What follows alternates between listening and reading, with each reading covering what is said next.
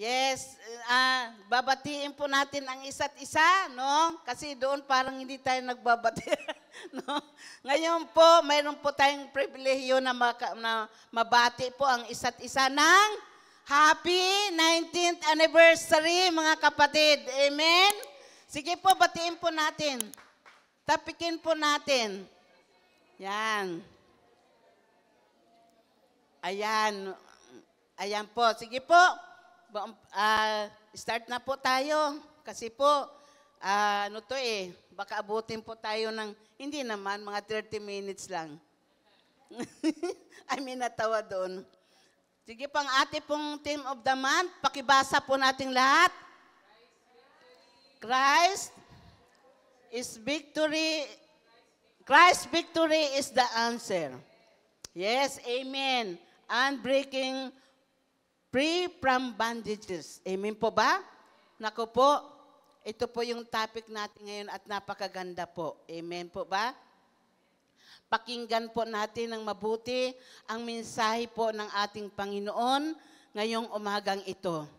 Sa ating pong topic ngayon, dahil ang sabi nga po na tagumpay ni Kristo ang sagot pagkawala sa mga gapos. Pagkawala sa mga gapos. Bakit po ba nakalagay po? No, tingnan po natin yung picture. No, yan. Dami po tayong nakagapos sa ating mga buhay. Amen po ba? Kaya dito po, mapakinggan po natin kung paano po tayo pinalaya ng ating Panginoon. Sa Luke chapter 4, verse 18 to 19, ang sabi po dito, sumasa akin ang Espiritu ng Panginoon sapagkat hinirang niya ako upang ipangaral ang magandang balita sa mga dukha.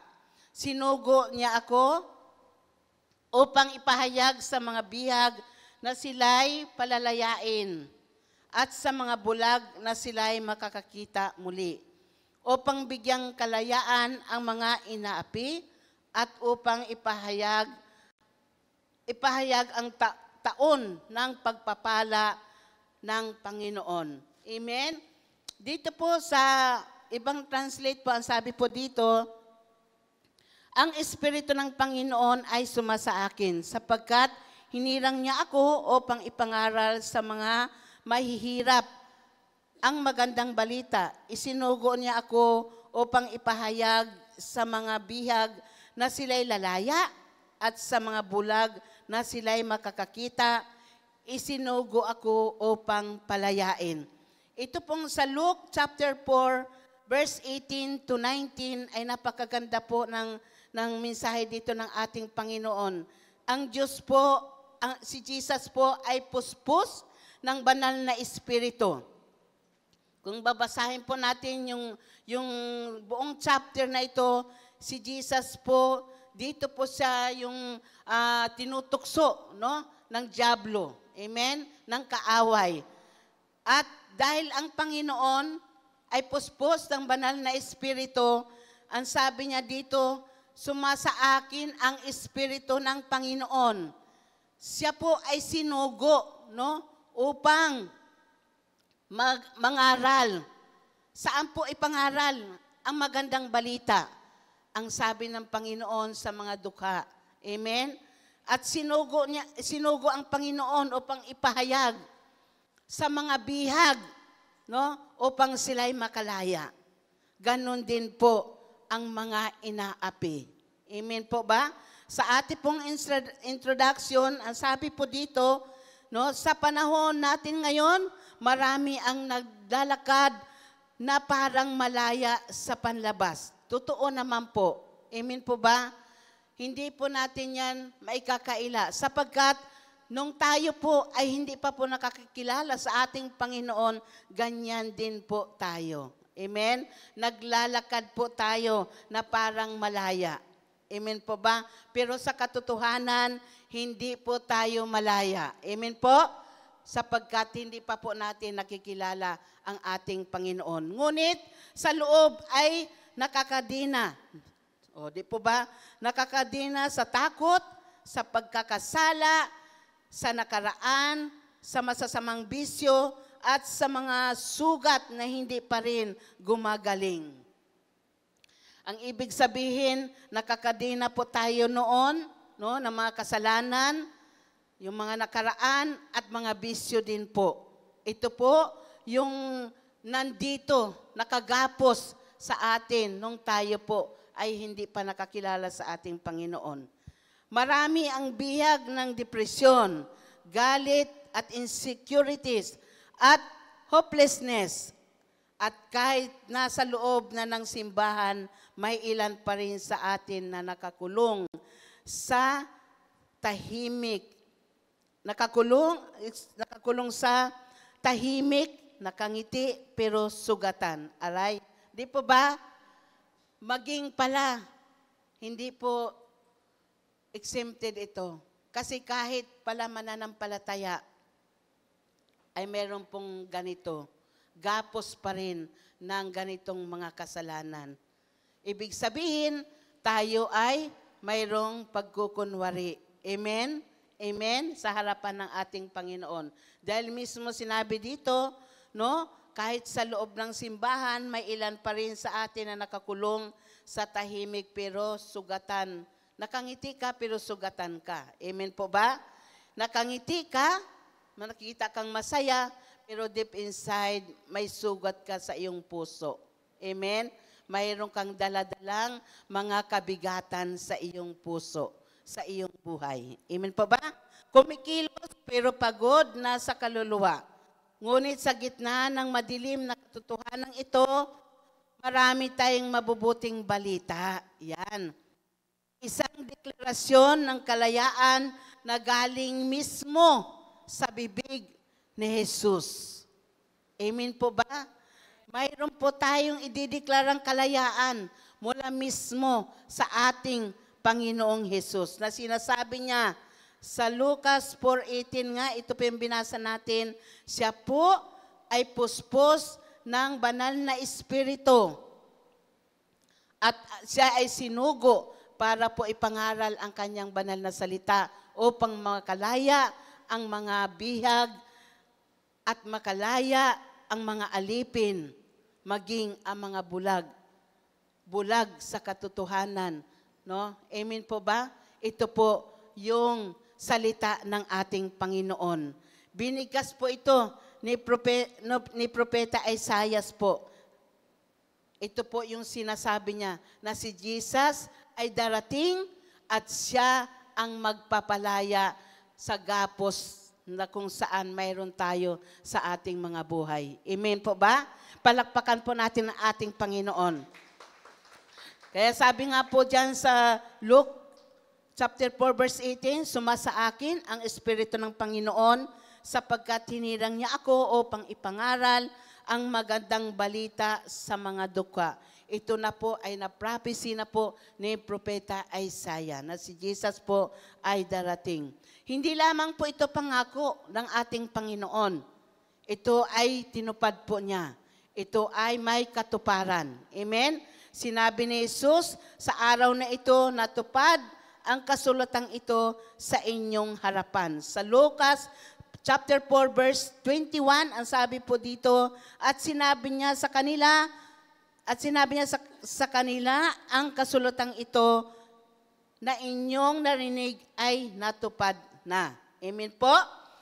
Sabi rin po dito ng Panginoon, ibig sabihin, ang tagumpay niya ay hindi lamang kwento. Di po ba? Hindi lamang ito kwento, kundi ito'y nagkaroon ng katuparan. Kasi pag kwento-kwento lang, walang nangyayari. Amen po ba? Pero kay Lord ay mayroong, katuparan. Amen po ba? Naalala ko yung isang pare nga, no, kung natatawa si Roque. Ang sabi nga, no, sabi ng isang pare, ang buhay ay may pag-asa at katuparan. Amen po ba? Iyan po yung hatid ng ating Panginoon. Itong katuparan na ito, na pangako ng Panginoon, tayo po ay kanyang pinalaya. Ito po ay realidad para sa atin ngayon. Ang tagumpay ni Kristo sa krus ay sapat at makapangyarihan para sirain ang lahat ng gapos. Lahat po ng gapos kung anong mayroon po sa ating buhay, kaya po yan tanggalin ng ating Panginoon. Kaya po tayong palayain ng ating Diyos. Amen? Basagin po ng ating Panginoon ang lahat ng tanikala sa ating mga buhay at ihatid tayo sa tunay na kalayaan ngayong araw na ito. Amen po ba? Na-excited po ba tayo? Palakpakan po natin ang ating Panginoon sa gusto pong lumaya sa araw mismo na ito. Balakas po na palakpak sa ating Panginoon. Amen, amen, amen. Amen. Ngayong araw po na ito, tatalakayin po natin ang tatlong kapangyarihang bahagi ng misyon ni Kristo. Kung paano ang kanyang tagumpay ang sagot sa ating pagkakabihag. Handa na ba kayong lumaya? Tanong po. Handa na ba po tayong lumaya? Amen. Handang-handa na po tayong lumaya sa gapos ng kaaway sa ating mga buhay. Amen po ba? Kasi po hindi naman po galing sa Lord yung pagkagapos natin di po ba? Tayo po ay nagiging alipin, no? Kaya tayo nagkakaroon ng mga ganitong, yung nabanggit po natin kanina, mga kasalanan. Pagkagalit, pagkainggit, no? Pagkatakot, or mayroon tayong pagkadismaya.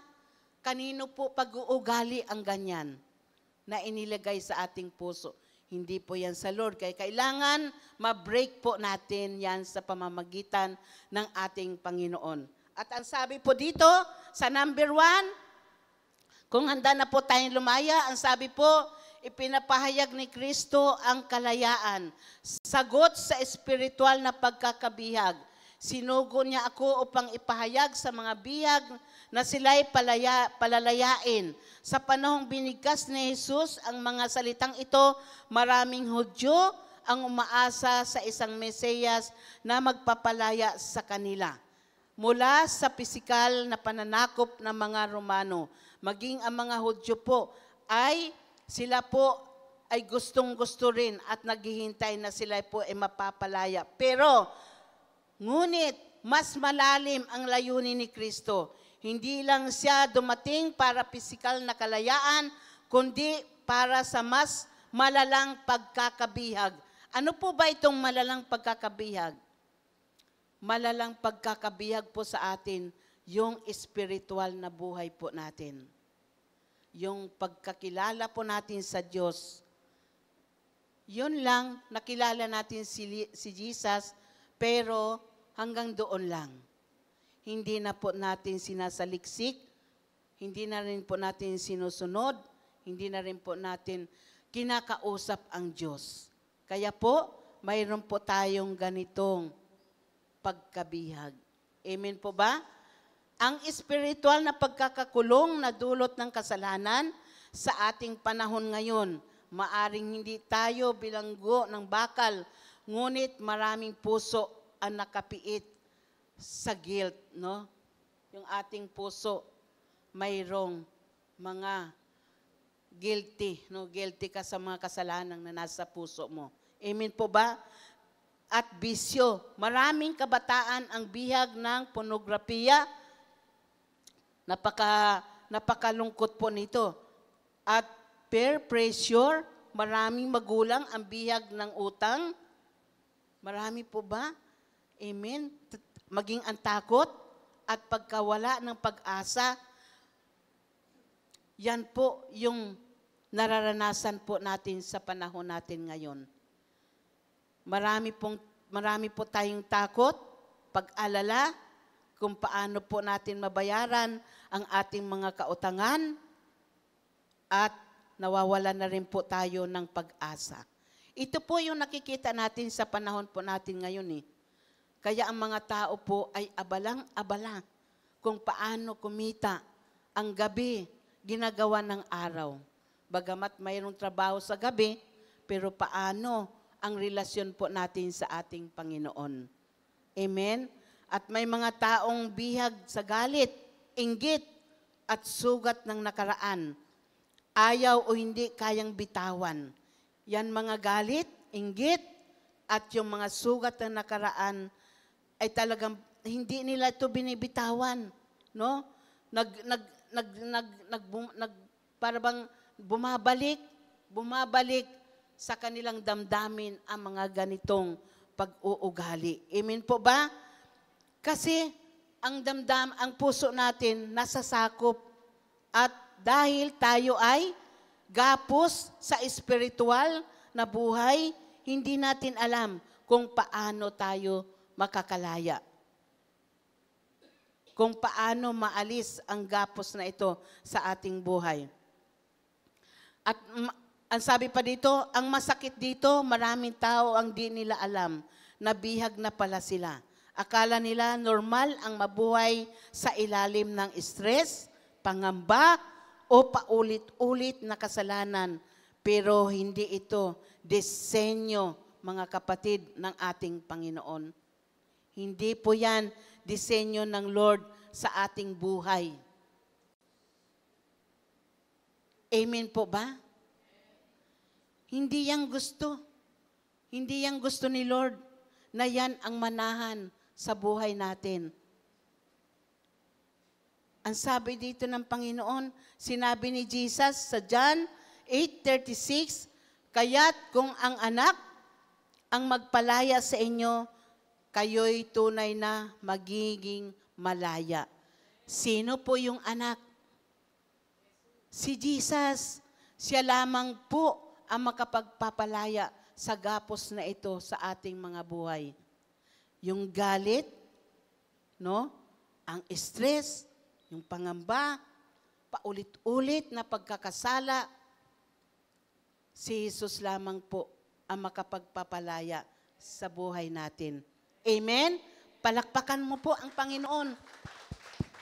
Amen. Kaya sabi dito nga, ito napakaganda po yung sinabi ng Panginoon. Kaya't kung ang anak ang magpalaya sa inyo, kayo'y tunay na magiging malaya. Kung ang buhay po natin, tinanggap natin si Lord bilang Panginoon at sariling tagapagligtas, ang lahat ng mga kasalanan na ito ay isinusuko natin sa Kanya.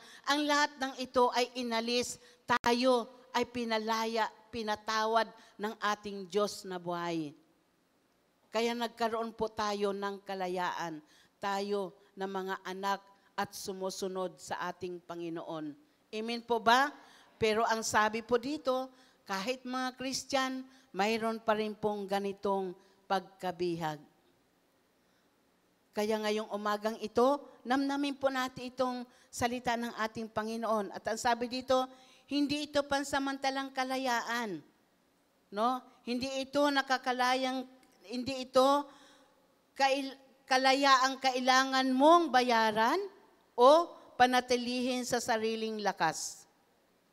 Ang kalayaang daw ito ay hindi ito kailangan bayaran natin, maging sa ating lakas, dahil walang ibang magbabayad nito kundi ang ating Panginoon. Hindi po natin kayang gawin ito. Ito ay lubos at ganap na kalayaan, bunga ng kanyang tagumpay sa krus ng Kalbaryo. Amen? Isipin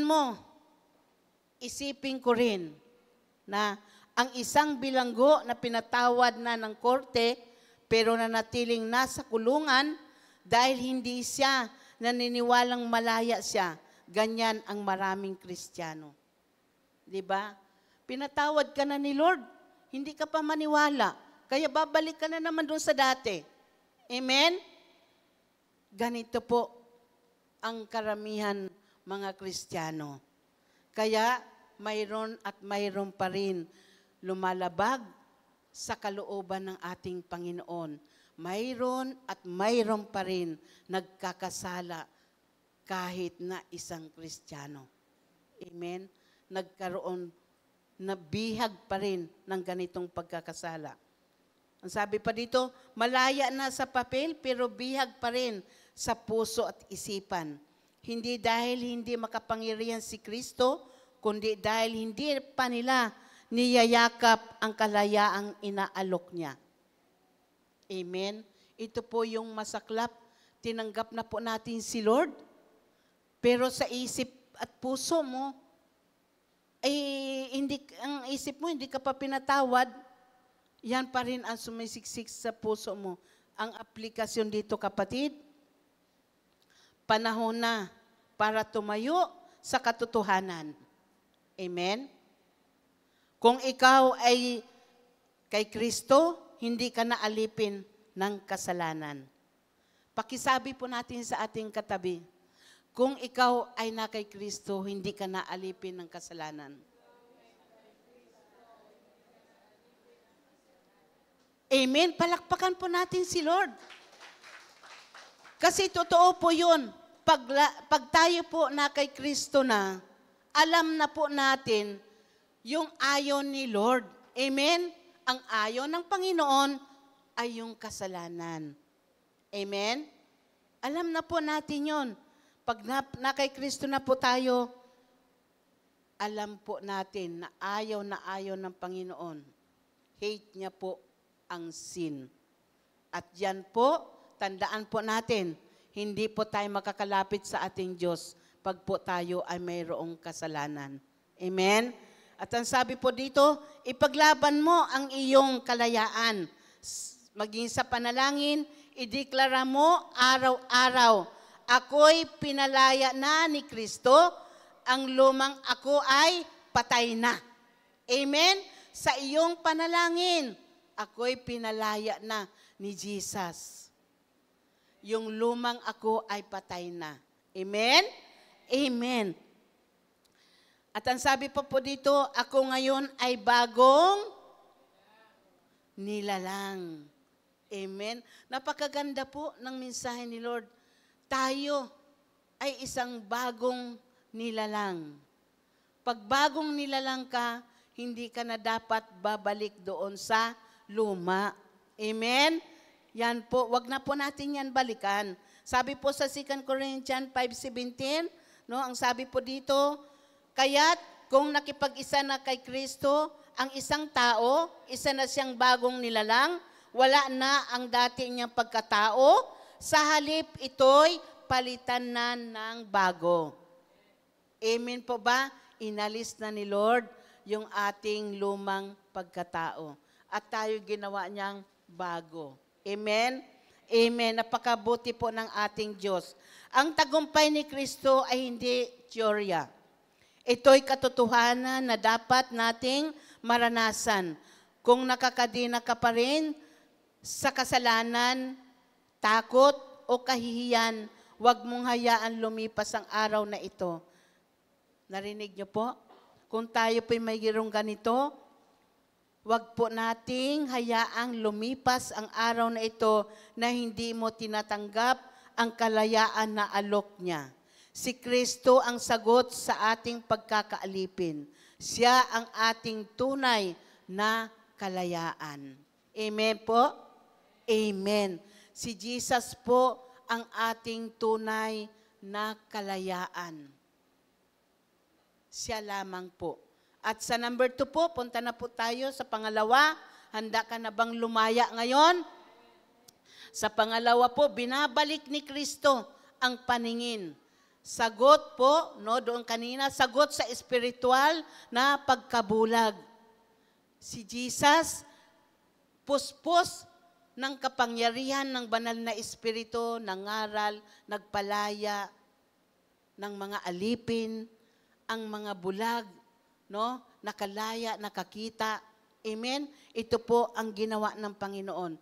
Sagot sa espiritual na pagkabulag at sa mga bulag na sila'y makakakita muli. Ang pagkakabulag ay hindi laging literal. Madalas ito ay tumutukoy sa espiritual na pagkabulag. Amen po ba? Naunawaan po ba natin ang sinasabi ng ating Panginoon? Minsan ang ating pagkakilala sa Panginoon, yung ating espiritual na pagkabulag ay parang namumutawi. sa panahon ngayon. Nakikita po natin ang takbo ng mundo. Pero ang mata mo, dinidilat mo pa rin ang spiritual na iyong mata, spiritual eyes natin, tinitikom natin. Alam niyo po ba, ang ibig sabihin dito ng ating Panginoon, mas niyayaka po natin ang mundong ito kaysa sa kaharian ng ating Panginoon. Ito po ay isang warning po ng Lord para sa atin. Napakaganda po ng mensahe po ng ating Panginoon. Ang kawalan ng kakayang makita ang katotohanan. No? Ang plano ng Diyos at ang tunay na kalayaan, marami sa atin ang nabubuhay sa dilim ng kamalian. Hindi makita ang kalagahan ng sarili. Hindi maunawaan ang layunin ng Diyos sa buhay. Nabubulag sa kasalanan, maling relasyon o maling pananaw sa Diyos at sa sarili. Ito pong tinuturo ni Lord sa atin, tinutuwid lamang po tayo ng Panginoon. Tayo po tinuturoan ng Diyos dahil ang mundo po natin ay hindi na po pabuti ng pabuti. Ito po, patungo na po sa pasama ng pasama. Bakit? Malapit na po darating ang ating Panginoon. Mas, ano unahin natin? Yung eternal life na habang panahon, andoon po tayo. Or, dito sa mundo na pansamantala lamang, huwag po nating pahuhuli ang kaligtasan na ati pong natamo mula sa ating Panginoon. Amen? At ang sabi pa po dito, no, ang tagumpay ni Kristo ay nagbibigay liwanag sa ating spiritual na mata. Hindi lang siya nagpapagaling ng bulag sa laman, kundi bulag sa puso. No?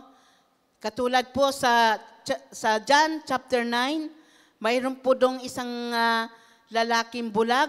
Siya po ay nakakita, no, pinagaling ng ating Panginoon.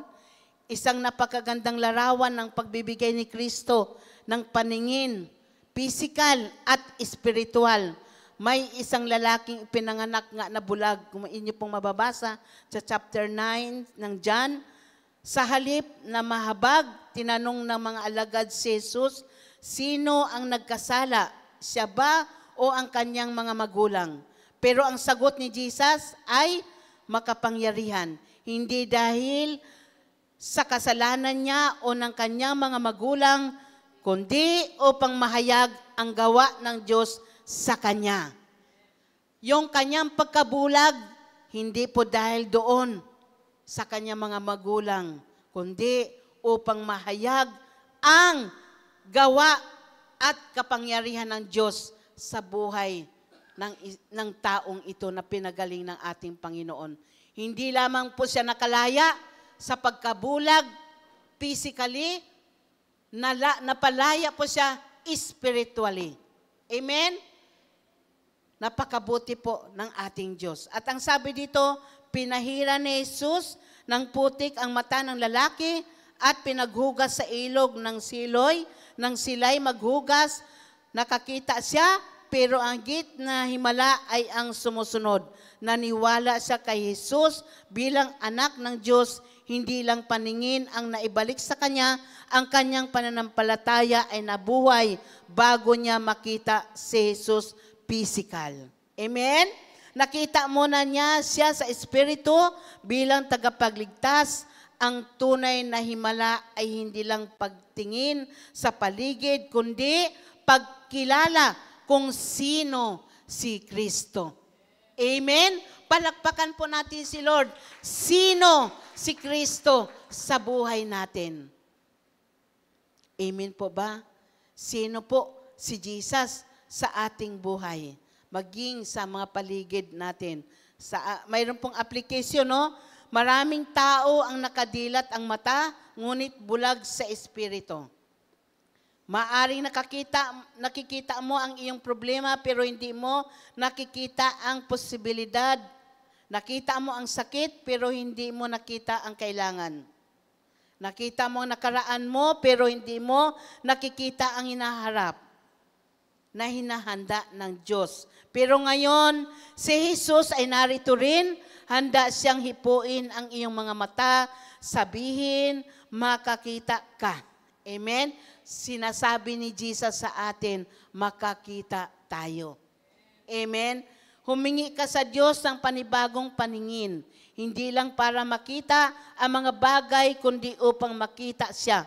Magbasa ng salita, dahil sabi ng awit 119, verse 105, ang iyong salita ay ilawan sa aking mga paa at liwanag sa aking landas. Amen po ba? Nababasa po natin yan. Yan po ang salita ng Diyos ay tanglaw po sa ating buhay. Amen? Amen. Palakpakan po natin ating Panginoon. Hayaan mong ang tagumpay ni Kristo sa krus ay magbukas ng iyong mata. Sa katotohanang ikaw ay minamahal. Mahal po tayo ng ating Panginoon.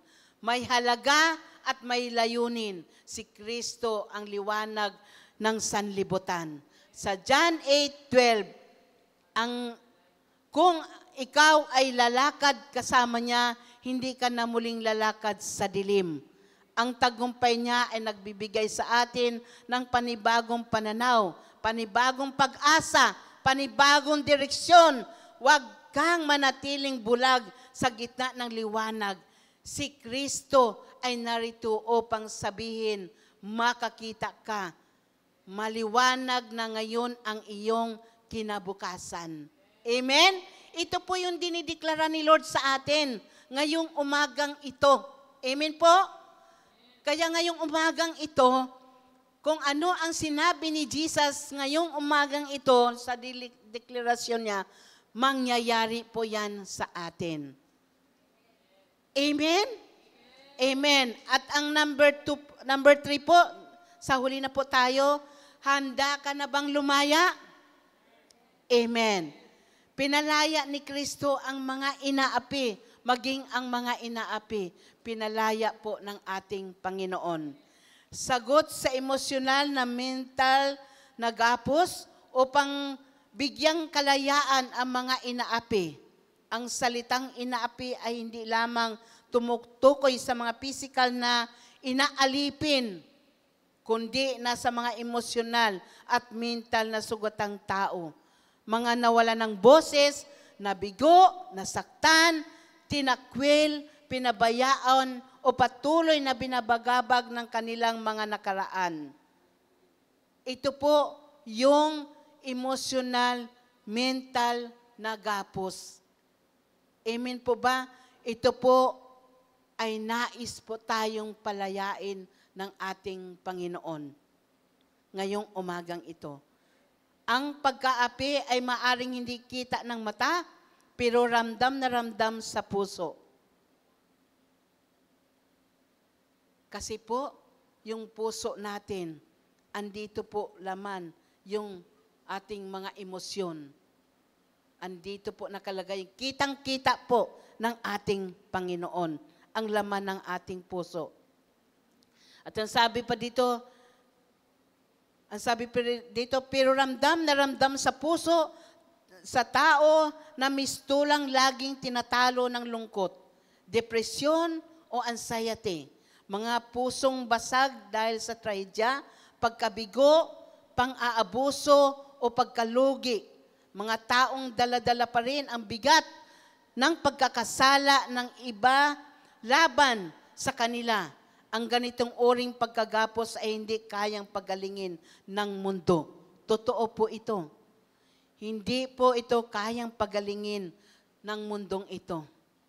Si Jesus lamang po ang magpapagaling ng gapos na ito. Hindi ng pera, maging ang pera, hindi po. Aliwan, relasyon, o kahit na sariling lakas. Ngunit ang tagumpay ni Kristo ay sapat para basagin ang mga gapos na ito. Ano po? yung sinasabi dito, ngunit ang tagumpay ni Kristo ay sapat para basagin ang mga gapos na ito. Amen po ba?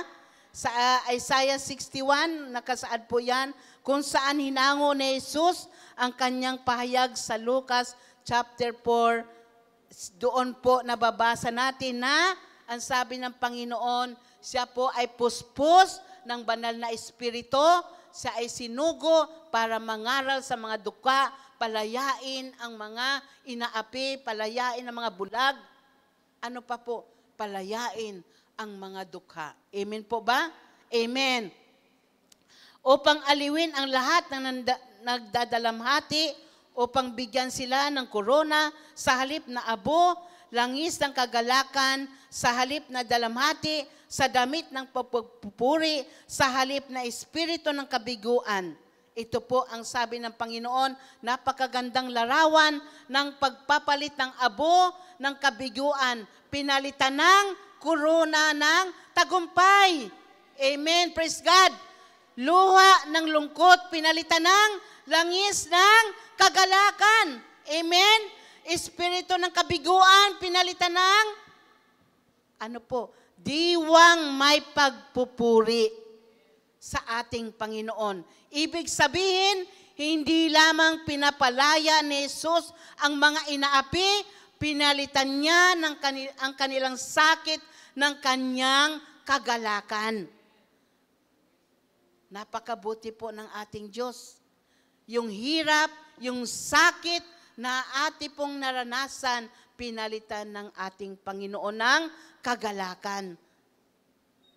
Yung babaeng inaalihan ng masamang espiritu, nakikita po natin sa Lucas 13, verse 10 to 13. May isang babae na 18 taon nang, 18 years, 8 taon nang nakabaluktot ang katawan. Hindi siya nakatingin ng diretso. Sabi ni Jesus, babae, pinalaya ka na sa iyong sakit. Ito yung sinabi ng Panginoon. 18 years na may sakit ang babaeng ito. Yung babaeng inaagasan ng dugo, 12 years. Pero ito, 18 years na may sakit, nakabaluktot. Ang ganyan, nakabaluktot. Diba? Yung baluktot ka na. 18 years niya itong dinadala. Pero ang sabi na pinalaya siya ng Panginoon. Ang sabi ni Lord, babae, pinalaya ka na sa iyong sakit. Amen? Mayroon ba tayong mga sakit? Iba't ibang sakit? Manampalataya ka sa Panginoon. Ang sabi ni Lord dito, on the spot, ora mismo. Ngayon din, kung may kahilingan tayo, ngayon din, ibibigay sa ni Lord pag mayroong kang pananampalataya. Maniwala ka sa Panginoon. Gaya nitong babae, 18 years nang may karamdaman. Pero ang sabi ni Jesus, pinagaling na siya ng Diyos. Sabi ni Lord, pinagaling ka sa iyong sakit. At bigla siyang tumindig. Ang babae, biglang tumindig at nagpuri sa Diyos. Hindi lang ito tungkol sa physical healing. Ang kanyang pagkakayuko ay larawan ng inaaping kaluluwa. Bagamat, binigat ng kasalanan, takot, kahihiyan, pero nung sinabi ni Jesus na pinalaya ka na, hindi lang katawan niya ang gumaling, kundi puso't espiritu rin. Amen? Palakpakan po natin ating Panginoon. Glory, glory, glory to God. Hallelujah. Mga kapatid, ito po yung application. Baka ikaw ay katulad ng babaeng ito. Tagal mo nang nakabaluktot sa bigat ng buhay o ikaw na nanonood ngayon. Ito po ay application po. Ang sabi dito, kapatid, baka ikaw ay katulad ng babaeng ito, tagal mo nang nakabaluktot sa bigat ng buhay, paulit-ulit na rejection, na trauma, ng nakaraan, wala nang tiwala sa sarili, laging talo ng pag-alala at lungkot. Pero kapatid, si Kristo ay hindi lumilipas. Ang tagumpay niya noon at tagumpay mo ngayon, ang boses niya ay parihong nagsasabi sa iyo ngayon na, anak, pinalaya ka na sa iyong iniinda. Amen? Pinalaya na tayo ng Panginoon sa lahat ng ating mga iniinda. Hindi lang physical, hindi lang spiritual ang iniinda natin. Marami tayong iniinda sa harapan ng ating Panginoon. Ang sabi ng Panginoon, anak, pinalaya ka na sa iyong mga iniinda. Alam nyo ba yung mga iniinda? Dinadaing. Dumadaing po tayo sa Lord. Umiinda tayo sa ating Ama. Ang Diyos ay mahabagin. Pag umiyak tayo sa Lord, ang puso ng Panginoon ay nabagabag. Ang puso ng Lord ay natatats. Kaya sa on-the-spot mismo, dinidinig ka ng ating Panginoon. Pag tayo lumapit, manalangin sa ating Panginoon, pinalaya tayo ng Panginoong Hesus sa lahat ng ating mga iniinda sa ating buhay. Kapatid, gawin mong itong personal. Hindi ka na nakakalimutan ng Diyos. Hindi ka nakakatadhanang masaktan habang buhay. May kagalingang emosyonal at mental sa ilalim ng kanyang biyaya. Ibigay mo sa kanya ang iyong sugat. Palitan niya ito ng kapayapaan at pag-asa. Hindi lang tayo inilabas ni Kristo sa bilangguan. Binuburan niya ang trauma, ang kakulangan. Ang tagumpay niya ay nagbibigay ng bagong lakas sa mga pagod, ng panibagong sigla sa mga sugatan at ng pag-asa sa mga halos sumusuko na. Walang sugat na hindi kayang gamutin ng kamay ni Kristo. Walang api na hindi kayang itindig ng kanyang tagumpay, kapatid. Amen? Ngayon pa ba tayo maglugmok? Ngayon pa ba tayo magsuko sa mga nararamdaman natin? Ito yung sinasabi ni Lord. Pinalaya tayo ng Panginoon. Ano man yung mga iniinda natin, lahat tayo ay mayroong pag-iinda sa harapan ng Panginoon. At si Lord, tayo ay kanyang pinalaya. Tayo kanyang sinagot. Amen? Tayo ay kanyang pinagtatagumpay. Ganyan tayo pinagtatagumpay ng ating Panginoong Hesus. Sa ating pong conclusion, mula sa simula pa lamang ng ministeryo ni Hesus, ipinahayag na niya ang kanyang layunin. At iyon ay ang kalayaan natin. Hindi siya dumating para magtatag ng relihiyon. Hindi po dumating si Lord sa mundong ito para magtatag ng religion o relihiyon. Dumating siya upang magpahayag ng mabuting balita, upang palayain ang mga bihag, ibalik ang paningin ng mga bulag, at pakawalan ng mga inaapi. Ito ang deklarasyon ng tagumpay ni Kristo. At ito ay para sa iyo ngayon. Hindi bukas, hindi kapag naging okay ka, hindi kapag naayos mo na ang lahat.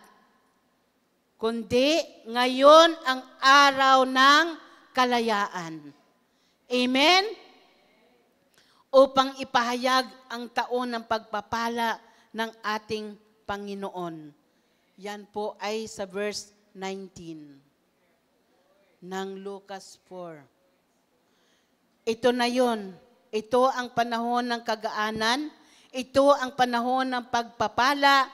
Ito ang panahon ng kung saan ang dating ikaw na sugatan, nakakadena, at walang direksyon, ay pinalaya at binigyan ng bagong pagkakakilanlan kay Kristo. Amen? Number 1, pinalaya niya ang mga bihag. Kasalanan, wala ng kapangyarihan sa'yo. Ibinukas niya ang mga mata ng bulag, hindi ka na nabubuhay sa kadiliman at kasinungalingan.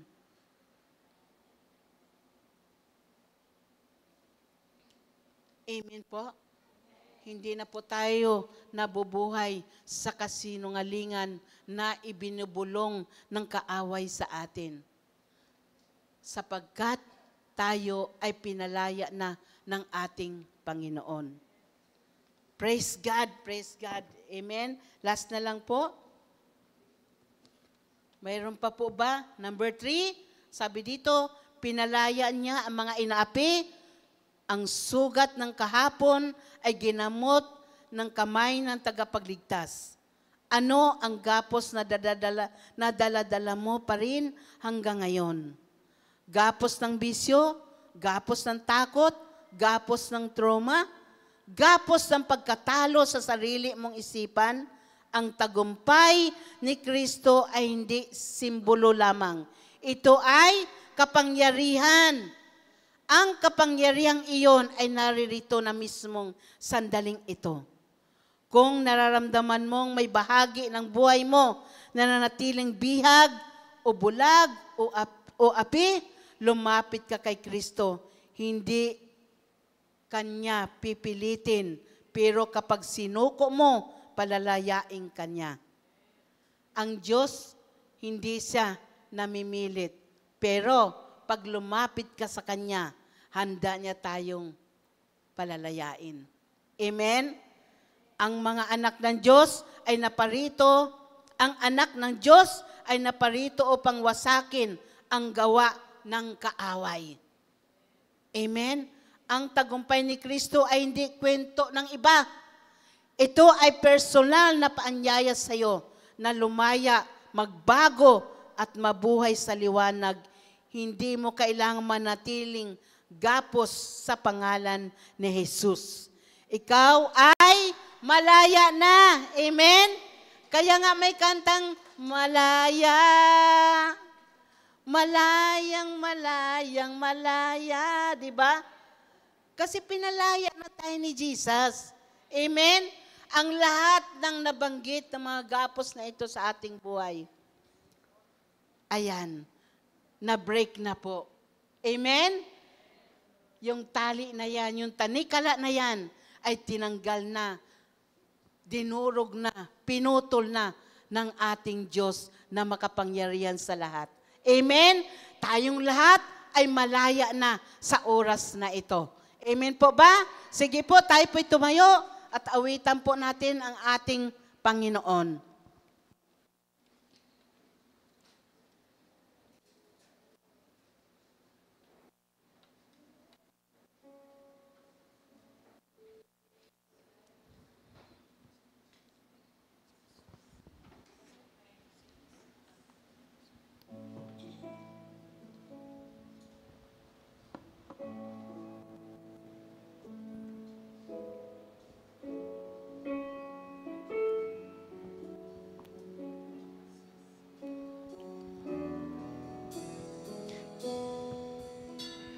I just want to speak the name of Jesus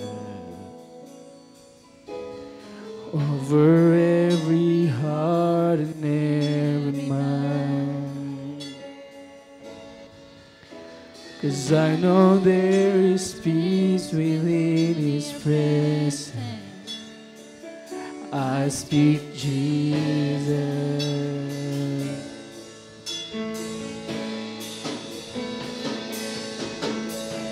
I just want to speak the name of Jesus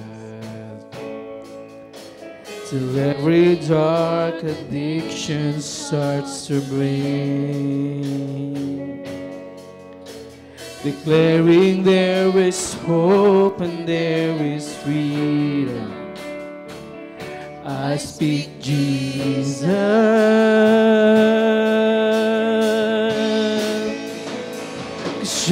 name is higher. Your name is healing. Your name is life.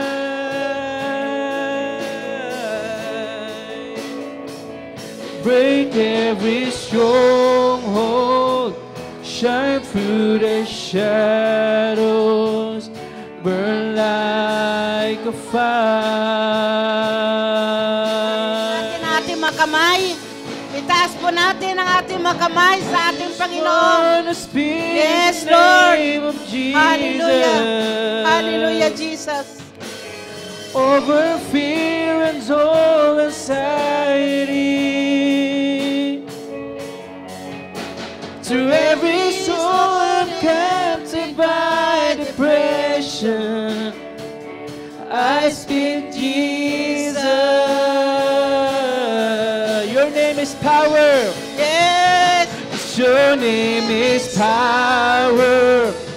Your name is healing. Your name is life. Break every stronghold. Shine through the shadows. Burn like a fire. Your name is power. Your name is power. Your name is healing. Your name is life. Break every stronghold. Shine through the shadows. Burn like a fire. Shout Jesus from the mountains, Jesus in the streets, Jesus in the darkness over every enemy. Jesus for my family, I speak the holy name, Jesus. Oh, shout Jesus. Shout Jesus from the mountains, Jesus in the streets, Jesus in the darkness over every enemy. Jesus for my family, We declare it, Lord. Jesus for my family, Lord. Yes. Hallelujah. Oh. Sekaraya labasikura labasikande. Shout Jesus on the mountains, Sekaraya labasikura Jesus labasikande. in the Sekaraya streets, labasikura Jesus labasikande. in the darkness over every enemy. Jesus for my family, I speak the holy name, Jesus.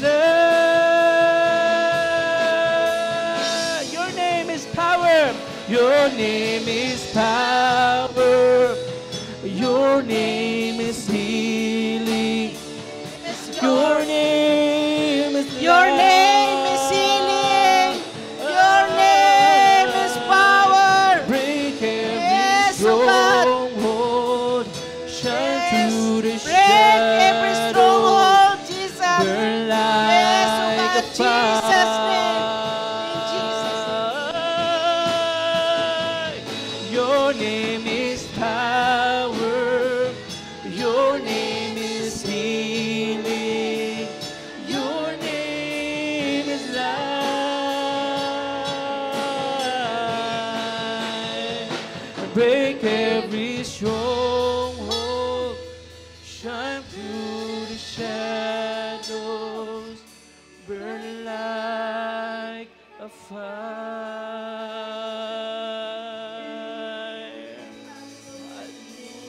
Hallelujah. Oh, Jesus. hallelujah. Yes, O Lord. Hallelujah. Hallelujah, Jesus. Panginoon, kung paano mo, Lord, pinalaya yung 18 years ng may karamdaman, Panginoon. Sa oras na ito, marami ka pong palalayain sa amin. Pinagaling mo na po, Panginoon, yung kanyang karamdaman na sumasakit palagi, Lord, yung kanyang ulo. Pinalaya mo na siya, Lord, sa oras na ito. Pinagaling mo na siya, God, sa oras na ito. In Jesus' name.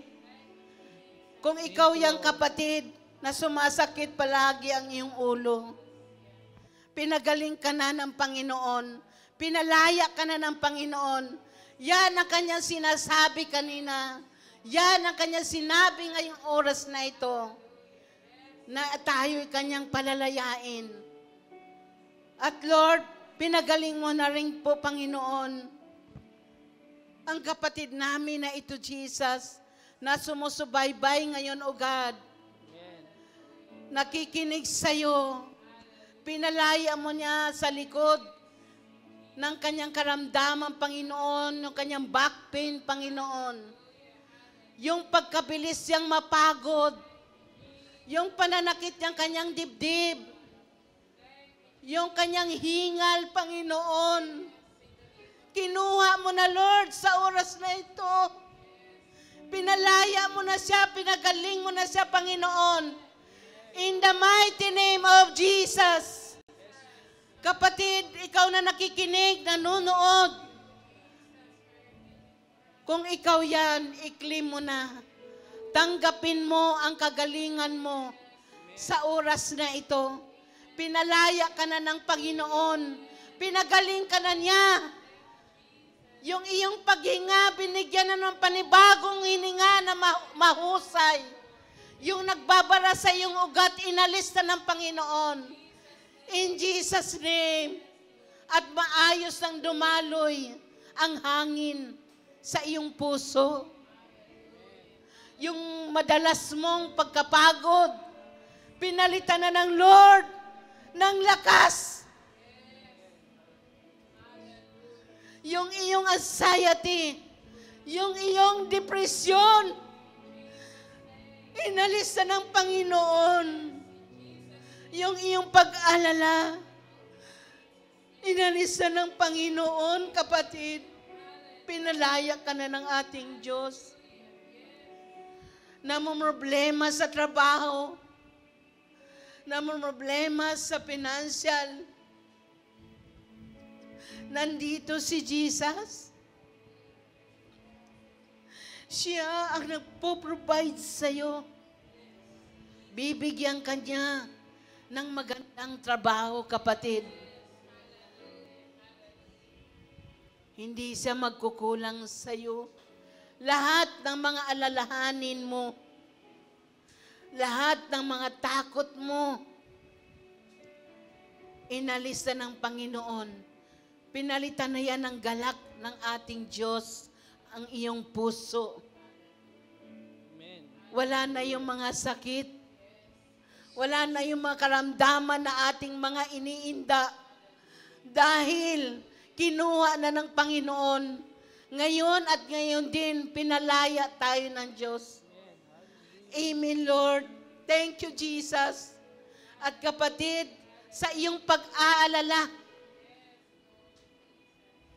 inalis na yan ng Panginoon. You are granted. Kapatid, yung pag-aalala mo